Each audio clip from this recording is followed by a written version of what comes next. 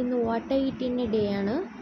ഇത് വന്നിട്ട് ദോശ, റാഗി ദോശ കൂടെ വന്നിട്ടൊരു മുട്ട പുഴുങ്ങിയത്. റാഗി ദോശയിൽ വന്നിട്ട് കറിയൊന്നും വേണ്ട, കാര്യം ഉള്ളി അതിൻ്റെ കൂടെ പച്ചമുളക് ഇഞ്ചിയൊക്കെ കൂടി ഇട്ടിട്ടാണ് വന്നിട്ട് ദോശ ഉണ്ടാക്കുക.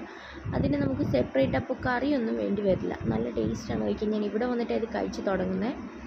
പിന്നെ ഉച്ചയ്ക്ക് എന്തുവായിരുന്നു, തൈര്, ചീരത്തോരൻ, പിന്നെ ക്യാബേജ് റോസ്റ്റ്, രസം ഉണ്ടായിരുന്നു. രസം ഞാൻ ഒഴിച്ചില്ല. പിന്നെ ഉപ്പിലിട്ട നെല്ലിക്ക ഉണ്ടായിരുന്നു.